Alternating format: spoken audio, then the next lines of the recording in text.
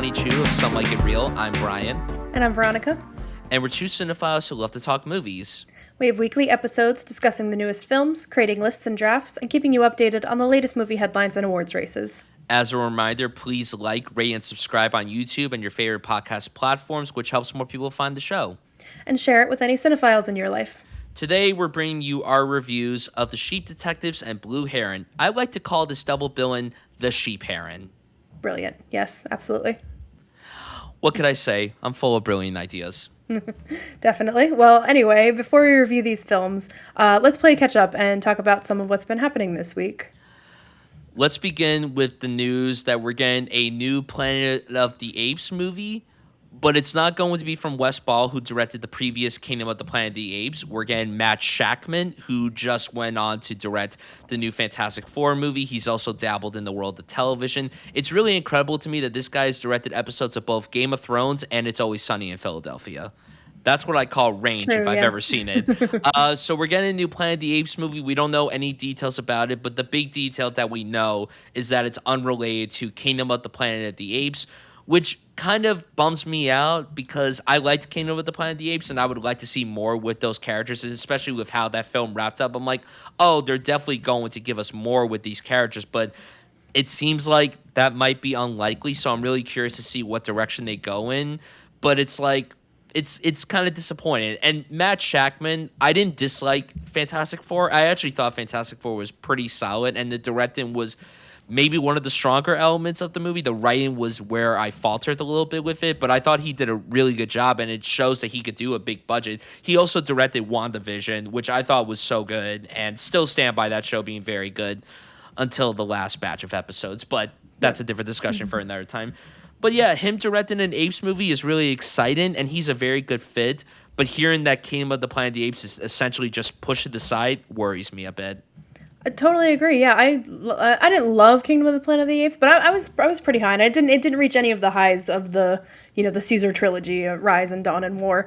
But I mean, I absolutely love those movies, so it was a pretty tall order. But yeah, I thought that it was a great new entry into the world and sort of reckoned with a lot of what happened in the original trilogy. So yeah, I'm sort of like, where is this gonna fit in? And are they just kind of starting from scratch? I think it's the same screenwriter, Josh Friedman, who worked on Kingdom. So at least it's they've got some of the creative team in place. Like, I hope they're not just trying to go in a totally new direction, because I was pretty happy with that direction. I thought that, as always, the effects looked fantastic. This was Kingdom was a pretty much all apes movie. Like, there really weren't many human characters like we had in the past. So yeah, I think that they had really nailed that, and the story was looking good. So I'm open to it, but yeah, I definitely would have liked to see a continuation of that story. Yeah, completely agree with you there. I'm really curious what direction they're going to go with more Apes movies, although it really should have just ended with the Caesar trilogy. It was so good, but I really enjoyed in Kingdom how that, like, it was, it was a large fast forward afterwards, and like dealing with the Caesar as like this, almost godlike figure. Like, that was super interesting to me, and I kind of wanted to see that explored a little more. So maybe it will be, but we'll see how it all fits in. Absolutely. Moving on, we have news that Matthew Lillard is joining the Superman sequel, Man of Tomorrow, in an undisclosed role. I'm certainly not cued in on comic book lore enough to have any speculation about who he's playing or anything like that, but Matthew Lillard is always a favorite for me. What about for you, Bryan? I love Matthew Lillard. Literally grew up with him. Scooby-Doo was played on loop constantly throughout my childhood, and of course to see the other work that he has done. Scream, of course, I came across that in my teenage years, and then I also really like him in smaller films, like LSC Punk, which I just watched for the first time early this year and thought he was great in. He's also really great in The Descendants. But right now, he's really found a niche for himself with doing a lot of projects with Mike Flanagan, who, of course, is one of your guys and everything. Yeah. And his one scene in Life of Chuck was incredible. So good. That was such a great scene. One of my favorite scenes of the entire movie, for sure. And him working with James Gunn, directed by James Gunn, is really cool because James Gunn obviously penned the Scooby-Doo movies that he was in. And I'm really excited. I love Superman so much. It was right outside my top 10 of last year. And admittedly, I'm not even a big Superman guy. So the fact that that movie worked as strongly for me as it did says a lot. And I'm really excited to see where the sequel goes. We also know that Adria Arjona is going to be in it as well. We don't know who she's playing. But a lot of people have speculations. That I know there's some buzz about, though. Yeah. Yeah. I know that. I, for one, don't like to speculate who these actors join these projects as. I like to just watch the movie and see what happens. But Matthew Lillard in a Superman movie directed by James Gunn sounds perfect to me. Yeah, for sure. Me too. And I had mixed feelings on Superman last year. There were some parts that really blew me away, and there were some parts I thought were like fell pretty flat. So, I'm definitely I'm agnostic on it a little bit. I definitely want to see what happens, and it could go either way. But this is only makes me more interested if you're gonna throw Matthew Lillard in there. DC over Marvel. That's all I'll say about that. Currently, yeah, I guess so. Currently / most of my life, I've been DC over Marvel. DC has a Mike Flanagan project, so that's where I got. DC also has Batman, and Batman's my favorite. So naturally, of course, we also have. We don't have this in the news discussion, but Matt Reeves dropped some screen caps of test footage of the Batman Part 2, which, thank God, it seems like it's finally about to happen. Finally been waiting forever for it, so very excited for that. Something I'm not looking forward to, we're getting the Hocus Pocus 3. The original trio will be headlined Bette Midler, Sarah Jessica Parker, and Kathy Najimy. This will actually be going to theaters. There's no date on it yet, but I'm sure it's going to come out within the next few years around Halloween time. This is going to be a very hot take for me to say. I don't like Hocus Pocus at all, to be honest, and I didn't even finish the sequel. I couldn't even finish it. That just shows how little care I have for this material. But I know a lot of people love Hocus Pocus. I know a lot of people grew up with it. And I know it's something that's very popular in the Disney catalog. But this is just something that isn't for me, admittedly. How about you? How are you feeling about this? Same here. Yeah, that was just not one that I picked up as a kid and was a regular rewatch for me. So I never really got into it. I don't think I even watched the sequel after it had come out afterwards. If you like it, then I'm sure it's an enjoyable watch, and it's anything that's sort of like holiday centric, a Halloween movie, a Christmas movie. There's always going to be an audience for that, and it's something that if you're just in the right mood for it, it could be an easy, enjoyable watch. So I don't fault anyone who's excited about it, but yeah, not really something that's a high priority for me. I will say it is surprising. It still is surprising to me that they didn't put the second one in theaters because, it wouldn't have made $1 billion, but I think it would have made really good bank. Yeah, because a lot of people go to the movies for this nostalgia stuff. I mean, look at how well these remakes make money for the studio and everything. So, and this isn't a remake, but it's a sequel. And Disney has put out many sequels. Like the Freaky Friday sequel made good bank for Disney. So I'm a little surprised that this one, the second one, didn't make that transition. And I know it was an odd time with it came out right after the pandemic and everyone was starting to go back to the movies, so no one knew how this was going to fare. But I think it would have got people to come back to the theater and watch this, no matter how good or bad it was. Yeah, do you think they'll make that leap with this one, or you think it's going to stay streaming? They said that it's going to get a theatrical release. They said they're really going to bank on the theatrical release. I feel like it will probably do decently, but I also didn't hear a lot of fanfare about the second one. I feel like it kind of came and went. A lot of people watched it when it came out, but nobody's talked about it since. Yeah, can build up a little more buzz though if it's in theaters, and that's a Halloween themed outing for people going out. So yeah, for the family and everything. So it's a smart business move, but does anyone really want another Hocus Pocus movie? I guess Sarah Jessica Parker must be desperate after And Just Like That ended and everything. If they want to slap on the wigs again, then more power to them. And they're great in the roles. Don't get me wrong, they're great, but it's what's the point? Yeah, is what it is. Something that is surely going to be a little less conventional is Ari Aster's next movie, which is entitled Scapegoat, and we've just learned that Scarlett Johansson is joining that. I have dropped my hot take on this podcast that I think Eddington is Ari Aster's best movie, his most recent one. So I'm in. I've not been as high on him as other people, but my stock is rising while others are declining. So I'm so interested in whatever he's gonna do next. My stock is plummeting as the years go by. I really love I love his first two films. Beau Was Afraid had a lot of cool ideas, and I thought ultimately it was a. It's I'm in the middle with that movie. There's elements of it that I love, and then there's elements of it that I really don't love. But it's more so in the positive direction than the negative direction, but it's like stuck in the middle. Eddington I did not like at all, though. I did not like Eddington. It wasn't the worst thing that I ever saw, and there were a lot of things that, again, I like a lot of his ideas, but sometimes his execution just doesn't work for me. But he's coming back to A24 for the 5th time, which is pretty incredible that Yeah. A24 keeps wanting to work with him. I think that's awesome.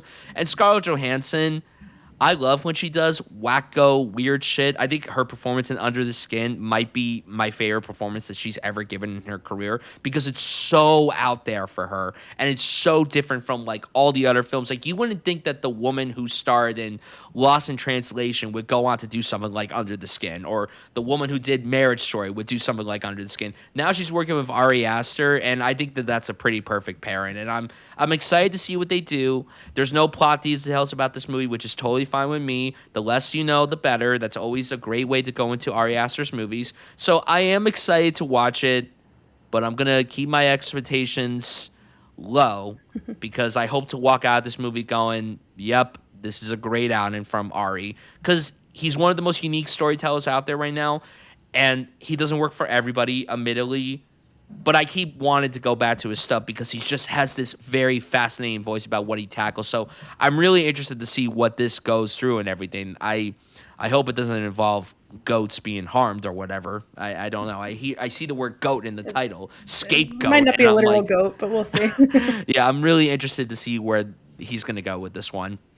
Yeah, and I don't think we have any word on like the genre, right? Like we don't know. If No, this is there's gonna no be- there's no details. This could Yeah. literally be. I want to see him do something like very different. Like I want him to do like a different kind of genre. Like I don't know. Like what do you want to see him tackle next?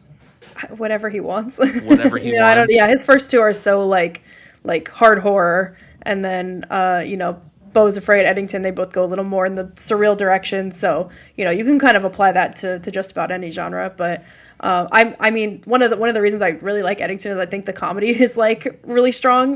Leaning into that would be interesting. Right. They all kind of have this like weird sense of comedy and humor and everything. Edmonton really ups the ante But with the comedy. Yeah. it leans in a little more. So that could be interesting if he goes a little harder into that. But yeah, we'll see. Yeah, a comedy would be pretty cool, like an Ari Aster type of comedy. Mm-hmm. Like it would be very interesting to see where and I do think Scarlett Johansson is. I think she's a perfect candidate to be in one of his movies. I think She's not like a top actress for me. Like I don't know. I've definitely loved her in she's not number performances, one, but I think that she's someone who has dabbled in so many different types of projects that she's Yeah. willing to go through these exercises and do different roles. I like that she's not someone that just sticks to like the big popcorn flicks. Like, yeah, she did all the Marvel stuff and everything, but the fact that she again did something like Under the Skin, and then she did something like Jojo Rabbit and Marriage Story, and then she went on to direct her own film, and now she's working with Mike Flanagan, your guy, on his Exorcist movie and everything. So I think it's cool that she's willing to like flex her muscles and do different things. yeah, for sure. Yeah, it's not like Joaquin Phoenix. It's like, oh, that was a natural like Ari Aster lead. He just has that sort of 100%. nervy sense. So yeah, Scarlett Johansson can like probably bring something a little different to one of his films. 100%, 100%. And we had 2 trailers that dropped over the last week. We had our second trailer for The Odyssey. Still looks incredible. Still looks awesome. There was a lot of discourse online about the American accents. I literally don't give a shit about that. We gotta the get movie's over going to it. kick ass, and then everyone's going to forget about the American accent thing, and then we're all just going to move on to the next thing to bitch and whine about. But the They'd all movie be looks speaking like ancient Greek if it was period accurate, right? Yeah, like relax. I don't give a fuck if it's period accurate or not. Like I don't that stuff doesn't bother me. Maybe I'm just an idiot for not taking notice of that, but I don't care if it I don't care. Listen, he's gonna make a great film. It looks great, and yeah, I'm really excited for it. And Robert Pattinson says "Daddy" in the trailer, and I'm like, yeah, 5 stars. Looks great. Can't wait to see it. Yeah, there was like a whole thing. I think when the Gladiator 2 trailer came out, I think they like overlaid like a rap song on it or something, and people were like, Yeah, "There No should be Church in rap the Wild." music." Yeah, shouldn't be rap music in a something set in that time. And it's like, it shouldn't have, an orchestra score then, because that's anachronistic too. Like it's just you're using the language of film. Like it does not have to be literally period accurate. Like it's all about the interpretation of it through the filmmaking. So yeah, I think that it's so like didactic to drill down on, the specific costumes and the specific music or language or anything. Like all of that is just it's impossible to make it like legitimately accurate. So it's all about interpretation and experience. Exactly. But you're still excited for the movie, of course, right? Oh, I'm so excited that I did not watch this trailer because I don't want any more information. I got bombarded with the the 10-minute or however many minutes it was, the sort of Prologue, preview yeah. look. Yeah, that was before Project Hail Mary, and I was like, I didn't want to see it. Like I don't want to be spoiled on anything. But I was like, I'm not going to get up and disturb all these But people. like So, again, like he's one of those. I agree. Like I'm similar to you. Like I already saw enough in that first trailer and everything, even from way back a year ago when they dropped that teaser that never even yeah, made it online. Before what was it? I think it was before Jurassic World where they dropped that trailer. I think because that was a probably. Universal movie, I believe. Best part of watching Jurassic World Rebirth was that It was Odyssey the trailer. announcement trailer. Yeah, I'm excited for it. I can't wait to see it, and I will say too with the trailer, I think the performance that I'm most excited to see / most curious is Tom Holland's performance. I'm really excited to see him kind of in a role that isn't a teenage boy. I mean, he's Yeah, playing a son. He's playing Matt Damon's son, but like, he's not playing Spider-Man. Like, yeah, it's gonna he's not a be high schooler. exactly. He's gonna kill it. I'm very excited. Like the trailer really emphasized that Matt Damon, Tom Holland, and Anne Hathaway are like the three central characters of this movie. And with everything that Anne Hathaway has been doing, more of her, please. I mean, yeah, sign me up. Ex- I'm so there. exactly. Speaking of more things from this person, we got our first trailer for Tony, directed by Matt Johnson. This is a biopic about the early days of celebrity chef Anthony Bourdain, who's being played in this film by Dominic Sessa of the Holdovers fame. Now, if you listen to the pod, you know how much I loved Matt Johnson's previous film, Nirvana, the band, the show, the movie, but I also love everything else that he's put out. I'm a big fan of Blackberry, and Dominic Sessa is an actor that I've been championing since The Holdovers came out. The Holdovers was my second favorite film of 2023. I thought he was unbelievable in that movie, especially for a debut performance as someone who didn't really have much acting experience prior, and also he's from Jersey, so bonus points for that. This looks so good.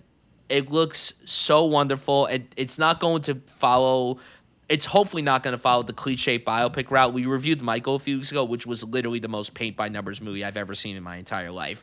And this, Yes. thankfully, is focused on a particular period. I mean, Michael didn't go through every element of his life, but this is focused on the younger days of Anthony Bourdain. And Particularly not some elements. yes, exactly, exactly. But I really liked the vibe of the trailer. I liked how, Matt Johnson does this very broad comedy, but I like how in this trailer it seems to be scaled back. Like, there's going to be comedy throughout it, but it looks more poignant and earnest compared to the other films that he's put out. And that was one of my favorite elements of Nirvana was that, yes, on top of the absurdity of it all, there was this really grounded and poignant message about this unbreakable bond, and you could see that poignancy in this trailer for Tony. I'm very excited for it. This just came out of nowhere too. Like they dropped a poster saying the movie comes out in August, and I'm like, oh my god, that is so soon. I'm so excited for this. Yeah, it looks excellent. Antonio Banderas is also in it. Amelia Jones and Leo Wadall, who was just in Tuner, which we'll be reviewing in a few weeks. I love how I saw a tweet saying, oh, wow, someone credited with Leo Wadall. That's a huge deal for Leo Wadall that he's at the stage where now in a poster he could be credited as with Leo Wadall. So I'm Yeah. excited for this. I'm very excited. Easily one of my most anticipated films for the rest of the year. And I'm not even a big Anthony Bourdain guy. Like, yeah, he was awesome and everything. Rest in peace, Kane. But like, I just, the food shows are just never really been my thing, but hey, I'm excited to see what they do here. I'm very excited. Yeah, for sure. I'm excited too. And yeah, like we talked about, I think that my preference, at least, the preferable approach for a biopic is to pick a period of their life that says, something larger about them, and kind of focus on that rather than just cover, their Wikipedia page of everything that they did in their life. So, definitely seems like the right approach. This, I think that obviously this is not like the same sort of scale or tone probably as Nirvana, but this definitely seems like it could be in the Blackberry sort of vibe, which I absolutely loved. And the one thing with Blackberry is that when that came out, it was sort of, what were the other movies coming out on that time, like Air and the Cheetos movie. There were a lot of like brand or company based movies. The Tetris movie. Yeah. And the thing that I liked Blackberry so much more than any of the other ones, and the thing that I liked about it was that was ultimately like a failed project, a failed product, and like the fact that everything didn't have to feel like triumphant or like propaganda for Air Jordans. Like it just kind of like could ride that line of making you care about and get invested in this thing, but also know that like ultimately there's an outcome here. So I'm curious how that's going to go with this, like playing having a real life person. Obviously you want to do right by them. You don't want to completely eviscerate them or anything, and so I'm just curious what tone this is going to strike in terms of showing us the cool parts of Anthony Bourdain, but then possibly digging into I'm sure the troubles that he must have had in his life and everything. So I'm definitely optimistic about it, though. I don't have any doubt that they can handle that really well. Yeah, I think there's a lot of potential with this movie, and I'm kind of bummed that it's not coming out a little later in the year, because from the trailer it seems like this could have been like a possible awards contender for A24 this year. I don't really know if they have anything coming out that's going to be like awards contenders. I mean, you never know. Obviously, like Cannes is in a few days, and they could easily pick something up, and that could be their awards juggernaut. But I really, really liked what I saw from this, and I'm really excited. Matt Johnson, just like, I'm seated for anything that he puts out. Also, it's important to point out that Jay of Matt and Jay of Nirvana is doing the music for this movie. Oh, cool. Which is awesome. So and the DP of this is the guy who just shot One Battle After Another. Oh, all right. So love that. Matt Johnson is cooking with this one. I'm cooking, pun intended. So I'm very excited for this. I'm very, very excited for this. Awesome. All right, so that concludes our recap on news and trailers from the last week, and it's time to get into our wildly unique double billing of The Sheep Detectives and Blue Heron. We're going to start with our review of The Sheep Detectives, give our non-spoiler thoughts before transitioning into full spoilers. So, Veronica, what was your expectations going into The Sheep Detectives, and how did you feel about it overall? Wow, yeah, we're dealing with two animal movies here, but they could not be more different in terms of experience. Sheep Detectives, I had maybe heard the title, several months ago, knew Hugh Jackman was in it, but didn't really think much of it. And I feel like within the last week or two, as critics saw it and some reactions started to come out, it was like, this is a surprisingly good, and I couldn't agree more. I think that it was like really surprisingly funny, cozy, heartfelt kind of movie. For sure has some of that Paddington charm. I wouldn't quite go that far. It's not, an absolute masterpiece like the first two Paddington movies, but definitely goes for that sort of vibe. But also kind of doubles that with a Knives Out, Agatha Christie type murder mystery, which is, if that's your kind of genre, I think that this is like a really like fun, weird approach to it, but that ultimately pays off. And I knew it had a solid cast, but like I said, I didn't really like look into this enough. I didn't even know who was a live action role, who was doing a voice, things like that. So that was just fun to discover as I was watching it, and finding out who everybody was. This is this could kind of make or break this movie. I think that the special effects work pretty well. It definitely looks like you have to ride that fine line where you don't want animals to be completely photorealistic, like the Lion King remake sort of thing, where they just have no personality in their face, but you also need them to interact with real people without looking like cartoons. And I think they nailed that pretty well. It was like maybe a little janky at times that might have taken me out, but for the most part, I was noticing like, oh, this like they've gone with a design here that like really works for me, and that easily could have like tanked the movie if you don't get that to work. So I think that this was like a really delightful surprise that is kind of fun for the whole family. Like I really think that people of all ages and preferences could enjoy this. I think it hits a lot of those marks. Yeah, and it was a really really nice surprise for me. Brian, what about you? I was shocked by how much I liked this movie because honestly, the trailers did nothing for me. And when I was watching the trailers, I'm like, oh, this just looks like your conventional family fare entertainment. And also, I remember in the trailer, and I was looking for this sound in the movie. There was the scene where the chicken was crossing the road and everything, a very funny moment and everything. The noise of the chicken sounded like one of the minions, and I'm like, oh, jeez. No, no, no, no, no. I cannot. And then when I found out this was directed by the guy who directed a bunch of the Minions movies, Several I'm like, Minions oh, stuff, right? jeez, no. Like, I can't do it. But I really like the cast. Like you, I knew who was in the live action cast, but I had no idea who was in the voice cast. And we'll go over the cast momentarily. But I was really taken aback by how, yes, this movie is a very silly murder mystery homage film, but there's also a lot of unexpected emotional depth in this movie that actually really got me. Now, I wasn't sitting in my seat just sobbing like sobbing uncontrollably or anything, but I was very pleasantly moved by the themes that were brought up in this movie and the emotional heft of it all. There's a lot of warmth throughout this movie, but there's also a lot of great wit too. And yeah, Veronica brought up that this kind of has the same vibes as like a Pattinson, but I kind of pitched this as like Knives Out meets Babe. Like I kind of thought of it as that because of the farm setting and everything, but I really liked this much more than I anticipated, and it also commented on mortality and like social acceptance. And it's like we're watching a movie called The Sheep Detectives. How the hell does this movie have any of that throughout it? But it was really good. It's really good. It's not quite as great as some people have hailed it to be, but in terms of family fare that we've gotten recently, I think it's one of the stronger ones that we've gotten in recent memory, and definitely the biggest surprise of the year for me so far. I was really, really impressed with how much I liked this, to the point where I honestly would recommend this for anyone of all ages. I was really impressed with this. Yeah, it's like, it's not one of the best movies of the year or anything, but in terms of like my expectations versus my actual experience of it, like, yeah, this was a huge jump and a huge surprise. Yeah, absolutely. So, shall we Get into go some into spoilers. spoilers? So, shall we set up like pretty much the mystery that unfolds and everything? Sure, yes. We have Hugh Jackman as a small town sheep shepherd. He lives in a trailer with his many sheep who he is very close to, very Named fond of. George, very important He's to named name. George, yes. And he gives it all of his sheep names. So kind of our main sheep characters. We have Lily, who's played by voiced by Julia Louis Dreyfus, and then Mopple was sort of her sidekick, voiced by Chris O'Dowd.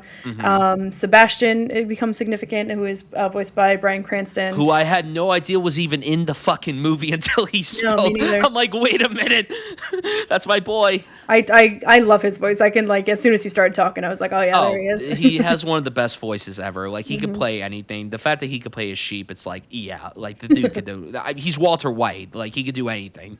Yeah. And then, yeah, there's a small winter lamb who comes into play a lot. That will, oh my God, the awes in my theater literally Oh every my time God. that little thing was on screen. I saw the movie. I was the only person in the theater. I went to like a 10:30 at night showing, and I'm really glad that there was nobody in the theater because I Oh, was just I went to a like 7:30 showing and it was packed. It was Oh, like man. nearly sold out. damn. The people are just riding high for the sheep detectives. Yeah, and then we have a couple other supporting character sheep, and then do you want to explain the human characters that are in town, our quirky townspeople? Yeah, so obviously the main human of the story is we have George, who's played by Hugh Jackman, as Veronica alluded to. But then we have a whole bunch of wacky characters. We have this officer, Tim, who's played by Nicholas Braun. We have this journalist, Elliot, who's played by Nicholas Galatine. We have Han Chow, who play what is her role? What is she in the movie? I think she owns or works at the hotel there. I think she's kind of always there. She's an employee at the Like an innkeeper, hotel. yeah.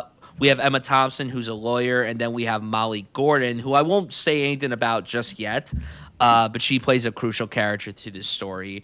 And then also Tosin Cole, who plays Caleb, who's a fellow sheep herd, just like George is. So everything seems to be going peachy keen for everybody. And then all of a sudden, one day everybody wakes up and does their own thing, but the one person that doesn't wake up is George because he is found dead. And everyone's like, "Oh my God, what happened to our guy, our man? Like, who could possibly have done this to George?" So initially, people were like, "Oh, it was probably a heart attack," but then everyone starts pointing it out that he was murdered. And now this hijinks mystery begins that literally felt akin to, like Veronica was saying, an Agatha Christie story. Yeah, and so Lily the sheep is the George had always read them whodunits. He sits out on his farm and reads this to the sheep, and Lily's always the one who is so clever. That's just it's such so a cute, clever yeah.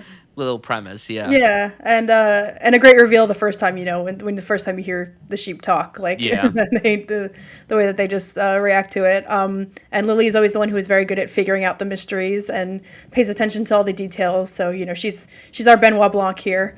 So yeah, I think that obviously this is like a small town. No one expects it to be a murder, and so the people are sort of missing the ball, but then the sheep are more on top of it and figuring out that this had to be foul play somehow.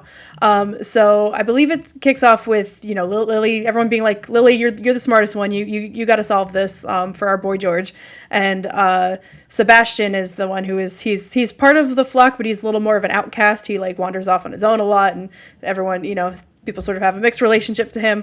And so he sort of encourages Lily and Mopple, like, we have to go into town and see what's going on. And they start, reciting the rules of a murder mystery, that like there's always some large gathering, and like the murderer is gonna be there among the participants, and that someone new is gonna show up and shake everything up. All these cute little rules, right? Very very reminiscent of like Scream or something, where it's like you're giving the rules of a horror movie, and meta, the movie starts following it along. So, Lily and Mopple venture out with Sebastian, which that was such a hilarious scene when they've never been off the farm.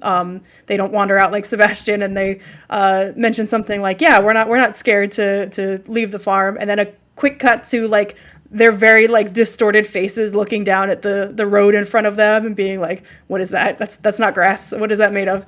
All of that was mined really well for comedy. And then the chicken crosses the road, of course. It was so funny because what did Sebastian say? He's like, "Oh, we got 2 miles to go and everything," and then Lily's like, "Oh, are we done? Are we almost done?" Said like, "Oh, how many miles was that?" When they've walked like 20 feet off of the farm. That was so funny. But so how did you feel overall about the setup of this mystery?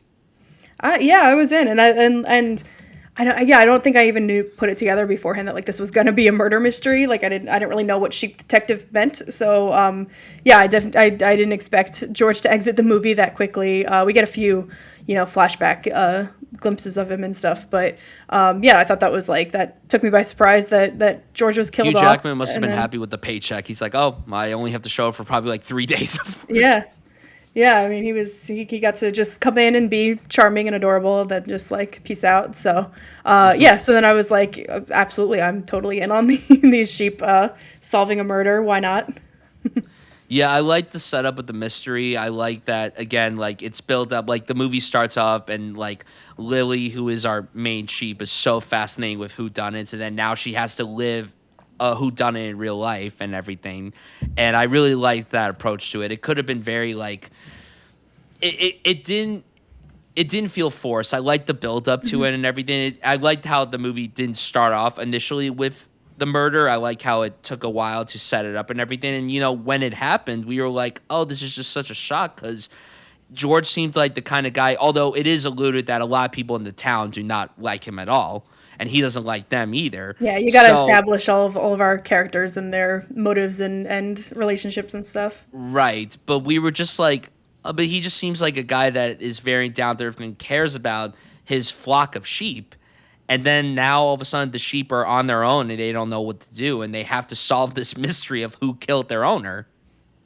Yeah, and so that leads to the 3 sheep walking into town. That was really funny when Sebastian wanders off a lot more, so he kind of knows what he's doing. He's showing them around town, and the discussion of the church, and he's like, somebody named God lives inside there, and they're like, well, what is that? All of the his body is bread, but they eat him on Sundays, and they do that. Like all of that was just really funny, and And we should also mention it's been established up till now that like sheep, I guess it's kind of a play on like sheep being perceived as dumb, that anytime something bad or unpleasant happens, they sort of like collectively erase a bad memory from their minds. And Mapple, the sort of supporting sheep, is the one who doesn't do that. I don't know that that's necessarily like a reason's given for that, but he likes to or chooses to remember everything. So particularly it's mentioned that when that sheep don't die, they become clouds, and that's sort of the story that has been passed down among this flock. And so nobody ever remembers a sheep dying or anything bad happening, and they're all just like blissfully unaware in this life so far. So yeah, that's been established, and then that comes into play later. But so we have them venturing into town. We have the initial meeting murder announcement, which Nicholas Braun's character does. It's not clear at this point if like he has been murdered or not, and he's like, we're not going to give any details on the poisoning. And everyone's like, oh, okay, so he was murdered. And then that's where Emma Thompson and Molly Gordon insert into the story. If you want to tell a little about that. Yeah, so I alluded that Emma Thompson plays a lawyer and everything, but it is revealed that Molly Gordon is the daughter of George. Her name is Rebecca. It is revealed when reading George's will that he had two twins, a son and a daughter, and the mother had passed away in childbirth. And George decided, because he was poor and young, to send the children off for adoption. And it is revealed, there's a scene early on where there's a letter that George is trying to deliver, and then Han Chow's character, whose name I have pulled up, Beth, she grabs the letter, and because of her disdain for George and everything, and they think like, oh, it's a love letter and everything, but I'll save this for later on and everything. But like, it's revealed that they were trying to reconnect her and George through letters, and this was her arriving in the country to visit him for the very first time. Right. Yes. So no one has been aware of her existence. And then yes, as Emma Thompson reads the will, also a scene of the sheep from outside trying to get a clear view inside to see what's going on with the reading of the will and get everyone's reactions. And yeah, George has asked for all of our main townsfolk people to be there. And yes, it's clear that he has invented this medicine for sheep, this bright blue medicine that he patented, and he's made something like $30 million off of it. So he's secretly got a ton of money that he is leaving to Rebecca in the will. So then there's sheep hijinks, and Mapple ends up breaking up the meeting with getting tangled up in a t-shirt and causing havoc. And it's important, too, to point out that with this will, it says that a sum of the money is owed to Rebecca, and then there's also a declaration of a fool, a victim, and two murderers amongst the people's names, and Tim is trying to deduce each person's role and their grievances with George. And I will say this, not to jump ahead into like the performance discussion, how did you feel about a lot of these American actors doing English accents? I think they pulled them off. I really like Nicholas Braun in this. I think that he was really good. You know, I usually don't like him. Yeah, he's kind of I have my own personal stance on him. He is a talented actor. He was really funny in this. I was actually pretty impressed with his performance in this. Yeah, I liked, and yeah, I don't know his accent work in particular, but it was good enough, and he plays a sort of bumbling person. Hong Chow was the one that I was like, her accent is like completely in and out. And I didn't really like her accent work that much. Yeah, she doesn't get that much to do either in the movie. No, so. She doesn't, which is sad because Hong Chow is a really talented actor. But yeah, it was interesting too how Tim is trying to like figure out and point out like, oh, who could have been the person to murder George and everything. And this scene where all of them were together, I mean, it literally felt like a scene from a Knives Out movie. And like, obviously I feel like now going forward, whenever people make a murder mystery, that's going to be the thing that they think of, because Knives Out kind of revitalized the murder mystery genre and to a degree. But like the way that it was shot and lit and exposed in the set, it just looked like I was watching a scene from like Knives Out. And that's not a diss to the movie or anything, but like I just kind of thought of Knives Out in some sense. Yeah, yeah, and I mean it's applying Knives Out to it with a very different setup of talking sheep, and this, obviously it's taking this totally other approach. So yeah, that's fine if it wants to incorporate elements of it, like, and take inspiration from it. Yeah, so it plays out very much the same, which is sort of the classic setup for any sort of murder mystery. You have to have all of these kooky characters and different setups and possibilities among each of them. So yeah, that was all well established and clear enough that the sheep could understand and figure it out. So we're all along for the ride. Yeah, and I like the two different storylines of how, the humans are trying to solve this murder, but then, of course, we have the sheeps trying to solve this murder and everything. And, hence the sheep detective's title of it all. And while they're trying to solve the murder, Tim ends up going to the meadow where he finds what is a bracelet? What is it? Well, the sheep lead him there because Yes. There's among their sheep discussions, one of them admits that Rebecca had been there at the farm, and she had lied about that to the police, and she had been there visiting, and one of her bracelets fell off, and one of the sheep was very mesmerized by it, and so they say this might be a clue, and they lead Nicholas Braun's character there to find the bracelet, and then I believe he sort of interrogates Rebecca about that, and she admits that she understood that it looked bad that she was in the country at the time of George's death. She was a new person here. She stands to inherit $30 million from his will, and so she just understood that the optics were really bad. So she lied that she had never been to the farm before, and so this lie is enough for her to be.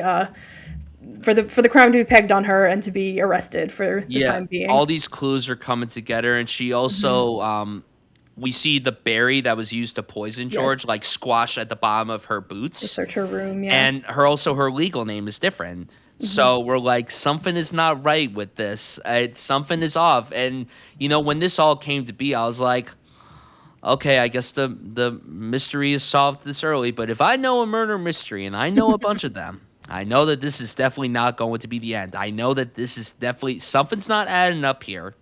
That's right. And so in the meantime, concurrently, they're realizing that most likely what's going to happen is that their farm is going to be sold to what's the character's name? Caleb, who is a neighboring farm, and the sheep all really love him. He comes over to visit George, and they're like, he smells so good, and he seems nice, and he's got puppies. He's got like these two like German shepherds, and they were always like enjoyed the idea of their farms merging and everything, and so for Lily and Mopple, they want to go and visit their new sheep friends who they're going to potentially live with. And in the meantime, we have gotten Sebastian's backstory that George found him at a carnival where he, got to be in a sort of petting zoo and meet lots of wonderful children and everything, but he was also by night in like a dog fighting ring, and George rescued him from there. And so, and there's also a lot of discussion between Sebastian and Lily that Sebastian is a winter lamb, as they call them. Lambs that are born in the winter are sort of rejected by the flock, I guess seen as defective. And so we have our tiny little winter lamb who's running around this flock and is just completely rejected by everyone. He's not allowed to play with the other little sheep. It's giving Rudolph, like it's very much he is an undesirable one. And so at this point, Sebastian is sticking up for Rebecca, saying she's a winter lamb. She was born under the wrong circumstances and sent away, and I don't think that she did this. I looked into her eyes and like I'm gonna, I can't believe in my heart that she's the one who killed George. And so in the meantime, while they're going to visit these other flock of sheep, they learn that Caleb is not the great guy that they had thought he was. His sheep are all sort of like automatons who don't have, or they're like, they tell them to run, they tell them to get out of there. They find that he has been working with the local butcher, and he is willing to butcher sheep and sell their meat, not just their wool like George does. And so they immediately try to get out there, but then Caleb's dogs are set on them. And listen, this is where the movie like kicked into another gear for me, because I was like, it, and this sounds insane. But I was like, we need to make children's movies that are scary, that are like genuinely terrifying. So at this point, the dogs attack, and Sebastian is the knight in shining armor and comes out, and he has a history of dog fighting, and so he's a pretty tough goat. And he manages to fight off the dogs and keep them away from Lily and Mopple. But he full on dies. Like I was like, that is such a cool risk. And I was like, a lot of that scene, it kind of reminded me of like Beauty and the Beast, when like the wolves are attacking. Like it was it was scary. You get close-ups of, you know, them biting him, and he's ramming them with his horns. Like it's a fairly intense scene for like a, you know, youngish kid to see. And like I was like, yes, I was like, this sounds so fucked up. It's like you were whispering to yourself, "Fuck yes, it's so like, dark." Yes, he's actually gonna die. Like, and I mean, it was like important for the movie, because this entire time the sheep have not been able to reckon with anything dark or unsettling or unpleasant that happens. And this is like, you know, it's important for the movie, for like they don't just have an easy opt out where he, like, I don't know, he's in goat hospital and then he's fine at the end of the movie or something. Like he's dead, he's gone. And it's an intense moment for Lily particularly. And yeah, I don't know, how did you feel about that? For me, I was like, this is like, I'm so impressed that this movie went there. I loved it, and my jaw was on the floor. And granted, like, because I was in the theater by myself, I was like, no, they fucking won't. They won't fucking do this. No way. He's just going to be, like, dazed out a little bit, and then he's going to be fine at the end. Oh, no, he's actually dead. They actually went there. And then I was like, well, I expect nothing less from the writer of Chernobyl. It's important to point out that Craig Mazin wrote the screenplay for this, and he's the guy who wrote Chernobyl, which is like the bleakest TV show of all time, and The Last of Us, which is also a very bleak TV show. And he's writing this family comedy, but it's like, oh, there's dark undertones here, and I really love to see it. No, it was very He's important. also done a lot. He's done like the Hangover movies and the Scary Movie movies, and he's got an interesting. He has the most odd filmography that I've ever seen in my life for anybody. Writer, director, actor. It's the strangest array of work I've ever seen. But it was very important for the story for something to happen like this, because this was a wake-up call for Lily in particular, because she was under the assumption that sheeps do not become clouds upon death, and that she simply willed herself to forget every time a sheep close to her dies. And that whole exchange afterwards, where Mopple says that she must now embrace the memories of their deceased loved ones instead of willing herself to forget. Like, that was a really powerful message. And yeah, you always get those powerful messages sprinkled throughout family movies, but this was like genuinely very effective. I was like, oh my God, am I really being moved right now by a movie called The Sheep Detectives? Like, how is that possible? Like, that's really incredible. I really think that the third act is where, like, I was enjoying the first two acts, but the third act, when it gets a lot darker, that's when the movie, like, really excelled for me, because I was just, like, shocked that they would actually go down this route, and I was very impressed. And like you, we need more kid films, family films. We need more family entertainment like this, because I feel like back in the day we got so much of that, and now we get very little of it. But this was a reminder that, you know what, family entertainment could be very dark. It could be brooding. It could be depressing. We need to go there to show kids that not everything is sunshine and rainbows.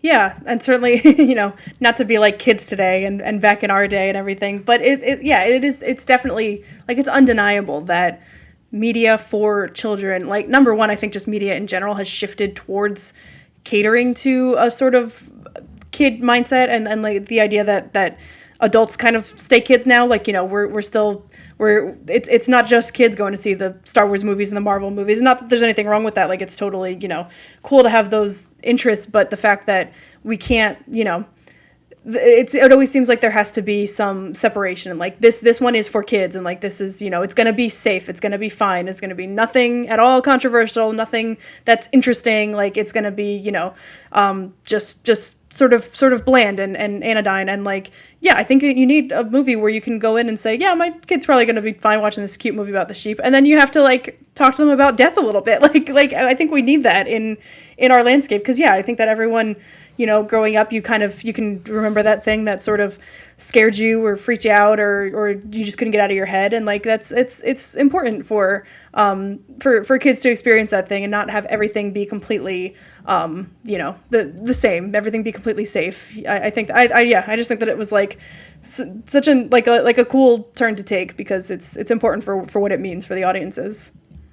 And yeah. More. Yeah, so we have Lily and Mopple talking about, Lily says, like, I can't remember George, it hurts too much. And Mopple is saying, like, yes, yeah, the pain is there, it really hurts. But, like, I also remember my mother's face, and I remember, like, there are all these wonderful things to remember, too. And I think we get the sort of vision of the ghost George then that Lily sees.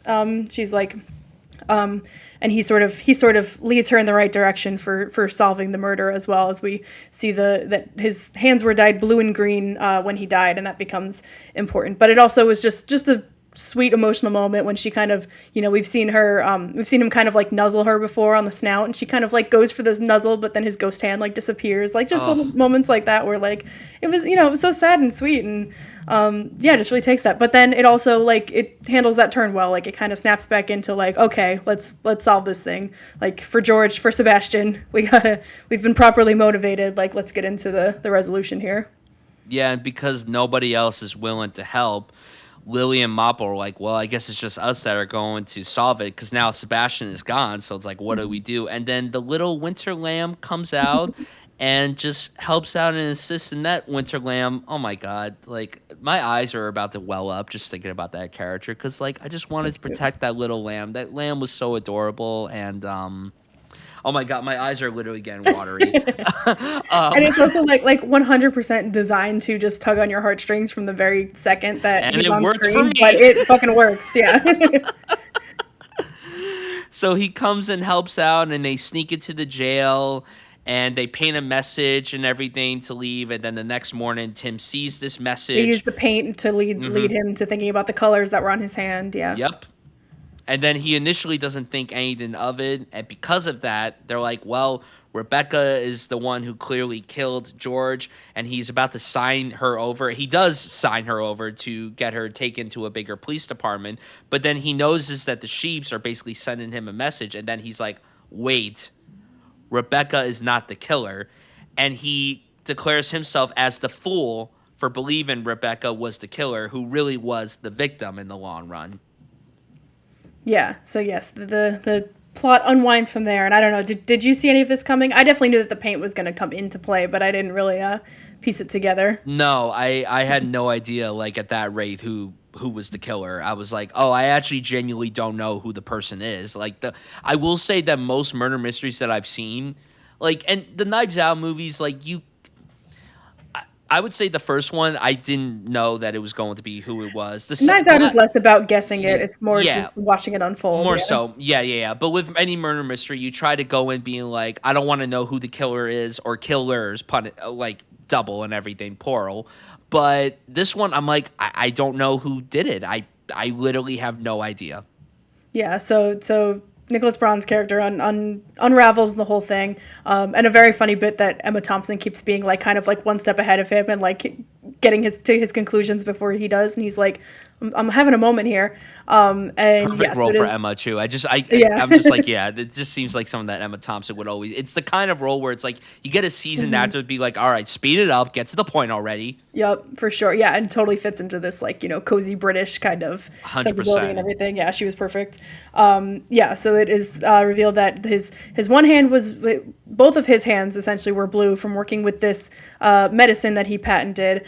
But in having a struggle going on, if it's revealed that he must have struggled with someone else, and so I don't remember how exactly this is all laid out, but Nicholas Galzantine's character, who has supposedly just been this journalist who's coming to the town for the first time to cover something, he has been undercover as he's actually George's other child, his son, who was also sent away, and he had found out about George's large sum of money, and so he snuck in. he left a copy of the changed will that left everything to Rebecca so as to throw suspicion on her. And then, of course, once she was convicted for a crime, everything would fall to him anyway. And so he is the one who met with George that night. They sat and had a drink together.